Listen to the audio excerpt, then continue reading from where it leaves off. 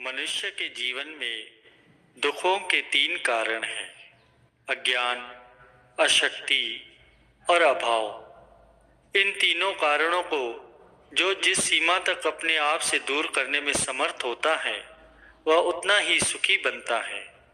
अज्ञान के कारण मनुष्य का दृष्टिकोण दूषित हो जाता है। वह तत्व ज्ञान से अपरिचित होने के कारण उल्टा पुल्टा सोचता है और उल्टे काम करता है। परिणाम स्वरूप उलझनों में अधिक फंसता जाता है और दुखी बनता है। स्वार्थ, लोभ, अहंकार, अनुदारता और क्रोध की भावनाएं मनुष्य को कर्तव्यच्युत करती हैं और वह दूरदर्शिता को छोड़कर क्षणिक क्षुद्र और हीन भावनाएं सोचता है और वैसा ही काम करता है, जिसके फलस्वरूप उसके विचार और कार्य पापमय होने लगते हैं। पापों का निश्चित परिणाम तो दुख ही है। दूसरी ओर अज्ञान के कारण वह अपने और दूसरों की सांसारिक गतिविधियों के मूल हेतुओं को नहीं समझ पाता, जिसके फलस्वरूप असंभव आशाएं, तृष्णाएं और कल्पनाएं किया करता है। इन उल्टे दृष्टिकोण के कारण मामूली सी बातें उसे बड़ी दुखमय दिखाई देती हैं, जिसके कारण वह रोता है, चिल्लाता है। साथियों की भिन्न रुचि, परिस्थितियों का उतार चढ़ाव स्वाभाविक है, पर अज्ञानी सोचता है कि जो मैं चाहता हूँ वही सदा होता रहे, कोई प्रतिकूल बात सामने आई नहीं। इस असंभव आशा के विपरीत घटनाएं जब भी घटित होती हैं तभी वह रोता चिल्लाता है। तीसरे अज्ञान के कारण भूलें भी अनेक प्रकार की होती हैं। समीप की सुविधाओं से वंचित रहना पड़ता है, यह भी दुख का कारण है। इस प्रकार अनेकों ही दुख मनुष्य को अज्ञान के कारण ही प्राप्त होते हैं। अशक्ति का अर्थ है निर्बलता। शारीरिक, मानसिक, सामाजिक, भौतिक, आत्मिक निर्बलताओं के कारण मनुष्य अपने स्वाभाविक जन्मसिद्ध अधिकारों का भार अपने कंधे पर उठाने में समर्थ नहीं होता, जिसके फलस्वरूप उन्हें उनसे वंचित रहना पड़ता है। आत्मिक निर्बलता हो तो सत्संग, प्रेम, भक्ति, इनका आत्मा आनंद दुर्लभ है। प्रेमियों, गुरु को वीडियो लाइक करना, सब्सक्राइब करना प्लीज। वीडियो आपको पूरी देखनी है, आधी नहीं। संसार को साधारणतः दुख का गरी कहा गया है। संतों की भाषा में इसे भवसागर कहा जाता है।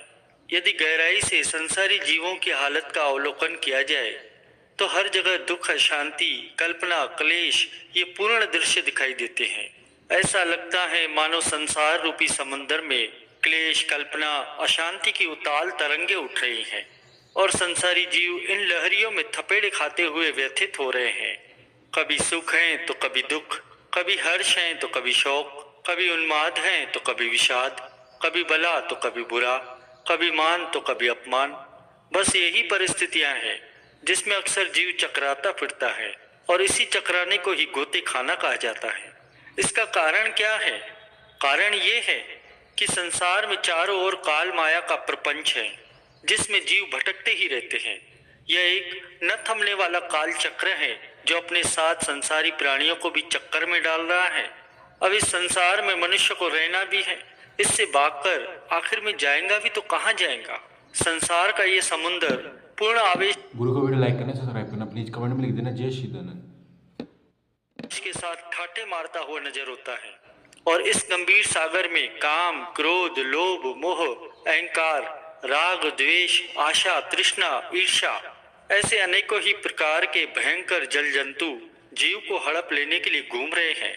ऐसी विकटतम परिस्थिति में जीव को नित्यांत सतर्क और चैतन्य रहकर स्वयं को बचाना है, अन्यथा उसकी कुशल नहीं है।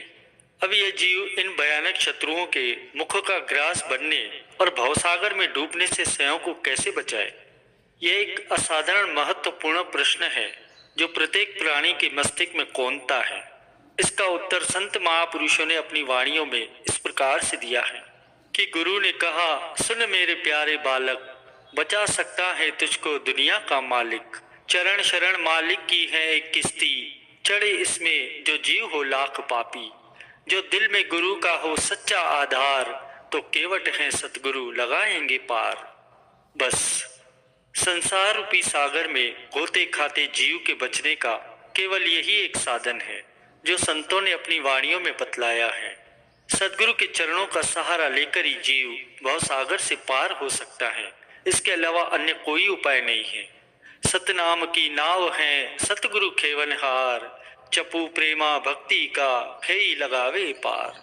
यदि भव सागर से पार होने की चाहना है तो जीव को चाहिए कि सदगुरु के सच्चे नाम की नौका में सवार हो जाए, जिसके खेवनहार सदगुरु है। प्रेमा स्वरूप भक्ति के चप्पू से इस नाव को खेकर पार लगाना उनका काम है। यही बात प्रेमियों परम संत श्री कबीर साहब जी फरमाते हैं कि गुरु से कर मेल गंवारा का सोचत बारंबारा। जब पार उतरना चाहिए तब खेवट से मिलिए रहिए कि हे जीव, यदि संसार की कल्पना क्लेश अशांति से छुटकारा पाने की इच्छा है तो सदगुरु से मिलने का यत्न कर। इसमें बार बार सोच विचार क्या करना। सीधी सी बात है कि जिसे पार जाना हो वह खेवट से जा मिले, और जब तू खेवट से मिलकर पार उतर जाएगा तो कष्ट क्लेश स्वतः ही समाप्त हो जाएंगे। जिसे अपना मुंह दर्पण में देखना हो तो वो क्या करता है, दर्पण को मांझ कर चमकीला साफ करता है, तब अपने आप ही चेहरा दिखाई देने लगेगा। यदि दर्पण पर कोई मैल जमी है तो चेहरा नजर कैसे आएगा।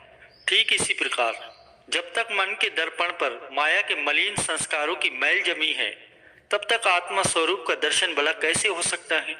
इसलिए ये आवश्यक है कि गुरु शब्द द्वारा रगड़कर पहले मन को साफ बनाया जाए, तब स्वतः ही अपने स्वरूप का साक्षात दर्शन प्राप्त होगा। यह एक सत्य बात है जिसे समझने की आवश्यकता है। संतों की वाणियां जीव को वास्तविकता का दर्शन कराती है।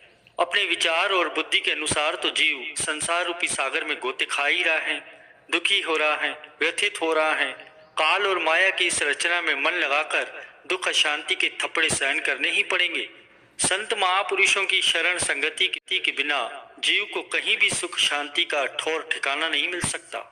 अति चतुर काल रूप शिकारी ने जीव रूपी पक्षी को फांसने के लिए माया का सुंदर जाल बिछा दिया है, जिसके सम्मोहन में जीव सरलता पूर्वक फंस जाता है।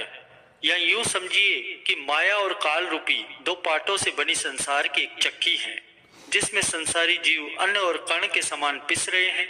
चलती चक्की देख करी दिया कबीरा रोए, दो पाटन के बीच में साबत रहा न कोई।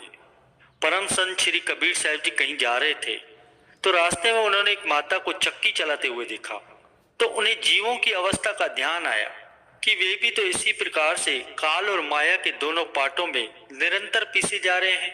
अब उनका उद्धार कैसे हो। वे इसी गहन चिंता में डूब गए। नियति के कार्यालय में प्रत्येक समस्या का समाधान है, प्रत्येक कार्य के लिए समुचित और आवश्यक प्रबंध है। बस प्रकृति के अद्वितीय प्रबंध को जरा समझने की आवश्यकता होती है, फिर कोई कठिनाई बाकी नहीं रहती।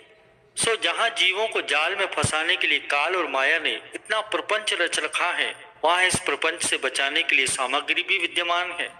वह ये है कि चलती चक्की देख करी दिया कबीरा खिल, राखन हारा राखी ले जो जाए किल से मिल। आपने देखा होगा कि चक्की के बीच में एक कील भी होता है, जिसके आधार पर चक्की चलती है। तो अन्न के जो कण होते हैं उस कील के निकट पहुंचकर उसकी ओट में रहते हैं तो वे पिसने से बच जाते हैं। परम संत श्री कबीर साहब जी ने जब ये देखा तो मुस्कुराने लगे कि नियति का क्या सुंदर प्रबंध है। जहां अन्न कण पिस रहे हैं वहीं उनकी सुरक्षा का भी समुचित प्रबंध कर दिया गया है। यदि जीव भी सदगुरु के नाम शब्द की ओट ग्रहण कर ले। गुरु को वीडियो लाइक करना, सब्सक्राइब करना।